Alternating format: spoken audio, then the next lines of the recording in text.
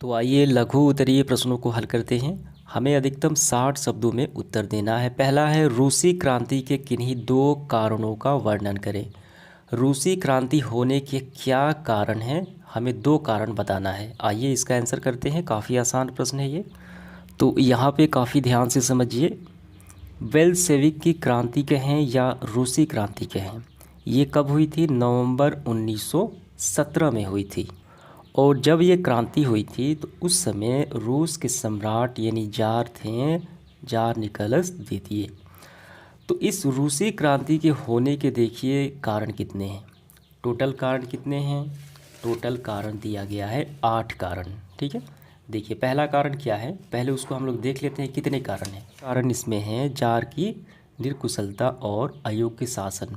उस समय जो रूस के शासन थे, जार निकोलस द्वितीय था, उसका शासन व्यवस्था काफ़ी बेकार थी, दयनीय थी। वो जनता अत्याचार करता था, शोषित करता था। दूसरा कारण है किसानों की दैनिक स्थिति, देखिए। और इसी तरीके से तीसरा कारण, चौथा, पांचवा और ये छठवां कारण। और उसके बाद देखिए, और ये हो गया सातवां, और ये हो गया ये तत्कालिक कारण ये माना जाता है। प्रथम विश्व युद्ध में रूस की हार जो है, ये रूस की क्रांति होने का ये तत्कालिक कारण भी ये पूछा जाता है। तो इनमें से हमें सिर्फ दो कारण बताने हैं। आइए करते हैं। तो आपको ये दोनों लिख लेना है। कैसे लिखना है? आपको लिखना है रूस की क्रांति होने के निम्नलिखित दो कारण हैं। पहले कारण में आपको लिखना है जार की निर्कुशलता एवं अयोग्य शासन। ये लिखते हुए आपको डैश देना है और यहाँ से करना है जार निकोलस द्वितीय जिसके शासन काल में क्रांति हुई यानी रूसी क्रांति हुई। तो इसके बारे में देखिए क्या है। राजा की दैवी अधिकारों में विश्वास रखता था, उसे आम लोगों की सुख दुख की कतई चिंता नहीं थी, जनता के सुख दुख भलाई विकास से कोई लेना देना नहीं था। जार ने जो अफसरशाही बनाई थी वो अस्थिर थी, ठीक है, उसमें स्थिरता नहीं थी, जड़ और अकुशल थी। किसी भी क्षेत्र में नियुक्ति का आधार पद पर योग्यता नहीं थी, अतः गलत सलाहकारों के कारण जार की स्वेच्छाचारिता बढ़ती गई और जनता की स्थिति बद से बदतर होती गई। यूँ कहें कि जार की शासन व्यवस्था में किसी तरीके की नियम कानून नहीं था, भ्रष्टाचार था, ठीक है, कानून का सही ढंग से पालन नहीं हुआ करता था। तो इससे जनता को काफ़ी परेशानी होती थी, उनकी हालत काफ़ी ख़राब बदतर हो गई। ये पहला कारण हो गया। दूसरा कारण आपको लिखना है कृषकों की दयनीय स्थिति। तो रूसी क्रांति जो जार की जनता थे, किसान थे, वो जो शासक था जार निकोलस द्वितीय, उसके शासन व्यवस्था जो थी किसानों की क्या थी, प्रतिकूल थी, उस पर ध्यान नहीं देता था। तो इसका आंसर भी आपको यहाँ से करना है। रूस की जनसंख्या बहुसंख्यक भाग कृषक ही थे, परंतु उसकी स्थिति अत्यंत दयनीय थी।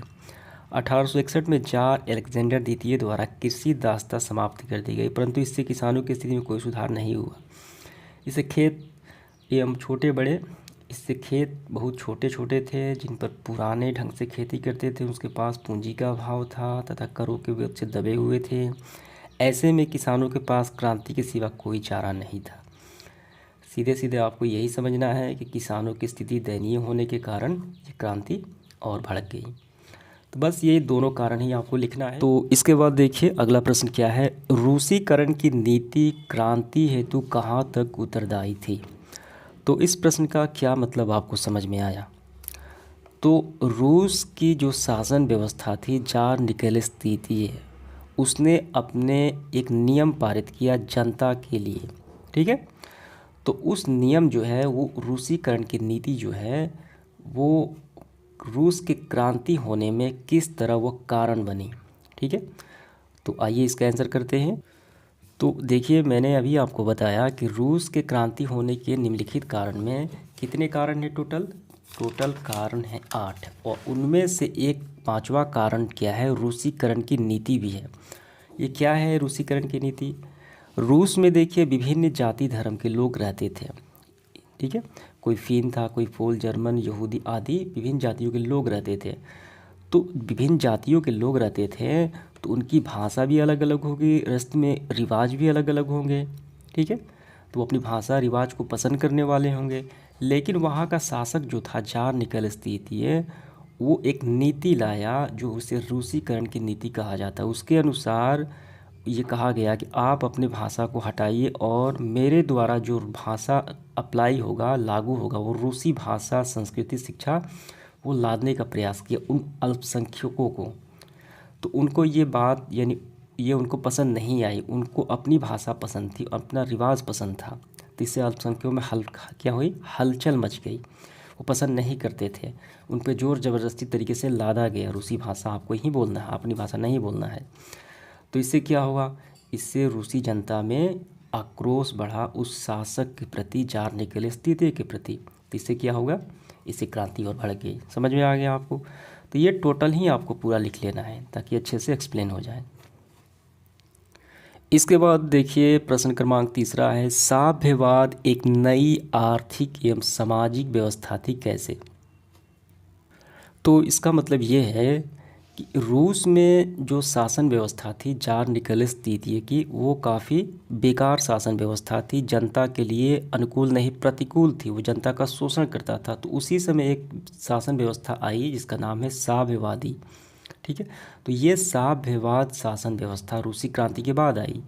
तो ये आर्थिक, ठीक है, यानी इकोनॉमिकल कंडीशन, रुपया पैसा के क्षेत्र में उनकी आर्थिक स्थिति जनता की, और सामाजिक व्यवस्था यानी उनके विकास, विभिन्न जाति धर्मों के लोगों का विकास, ये कैसे सहायक बनी। यानी साम्यवाद एक नई आर्थिक और सामाजिक व्यवस्था थी कैसे, रूसी क्रांति के बाद।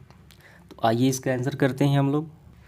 तो हमें ऐसे करना है आंसर, देखिए रूस में साम्यवाद एक नई आर्थिक एवं सामाजिक व्यवस्था निम्न कारणों से थी। पहला कारण है, ये व्यवस्था देश में सामाजिक असमानताओं को समाप्त कर दिया, यानी ऊंच नीच, विभिन्न जाति धर्म के जो लोग रहते थे उनको समान अधिकार ये दिया गया। ठीक है, ये साम्यवाद व्यवस्था आई।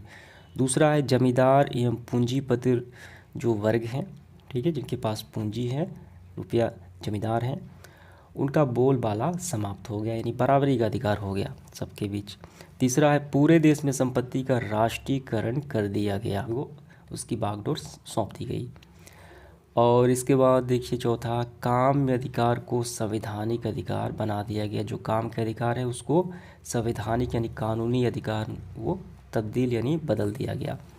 तो यही है साम्यवाद आर्थिक और सामाजिक व्यवस्था थी इन्हीं कारणों से। चलिए देखते हैं इसका अगला प्रश्न। चौथा प्रश्न देखिए क्या है, नई आर्थिक नीति, न्यू इकोनॉमिक पॉलिसी मार्क्सवादी सिद्धांत के साथ समझौता था कैसे। तो इसका क्या मतलब है, तो नई आर्थिक नीति जो आई वो मार्क्सवादी के सिद्धांत के साथ समझौता था। तो पहले से एक सिद्धांत था जिसका नाम था मार्क्सवादी सिद्धांत। तो इस नीति जो आई तो इसके कुछ नियम जो है ये बदल दिए गए। ठीक है, इस नीति जो आज जब लागू की गई ये पहले से था और ये नई आई। तो ये नई जो आई तो पहले से मार्क्सवादी सिद्धांत की जो नीतियाँ थी, जो सिद्धांत थे, जो नियम थे, कानून थे, उनको कुछ बदलाव किए गए इसके आने के बाद। तो यही कहा जाता है कि नई आर्थिक नीति मार्क्सवादी सिद्धांत के साथ समझौता था। कैसे वो बताना है। वो यहाँ पे देखिए, पहले लेनिन जो था इसने लागू किया क्या, नई आर्थिक नीति। तो एक स्वप्नदर्शी विचारक नहीं बल्कि एक कुशल सामाजिक चिंतक और व्यवहारिक राजनीतिक भी था। तो उसने क्या देखा कि तत्कालिक जो व्यवस्था थी पूरी तरीके से सामाजिक व्यवस्था लागू करना या एक साथ पूंजीवादी व्यवस्था को टकराना संभव नहीं है, जैसा कि ट्रांस्की चाहता था। तो इसीलिए लेनिन ने एक नीति लाई जिसे 1921 में क्या कहा जाता है, नई आर्थिक नीति 1921 में लाई। और इस नई आर्थिक नीति घोषणा की जिसमें मार्क्सवादी मूल्यों से कुछ हद तक समझौता करना पड़ा।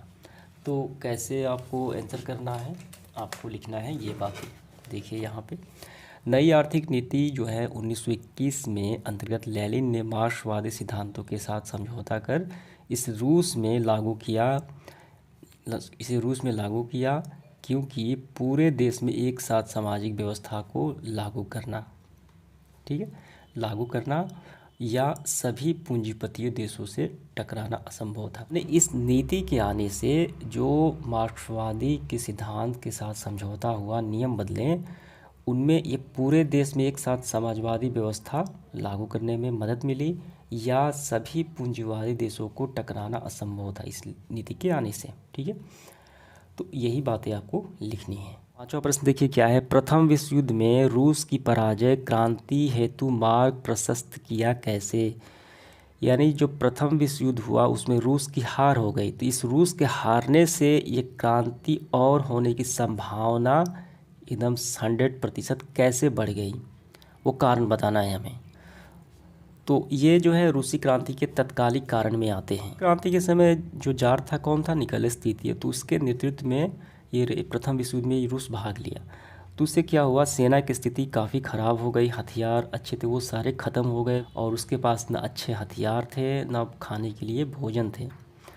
तो स्थिति काफ़ी ख़राब हो गई, दयनीय हो गई। ठीक है, खजाना भी सारा खाली हो चुका था। तो इससे क्या हुआ, और क्रांति होने की संभावना भड़क गई, रूसी क्रांति। तो ये पूरा आपको लिख ही लेना है क्योंकि सभी हमें बताना है अच्छे से। ठीक है, तो समाप्त होता है आज का सेशन। धन्यवाद।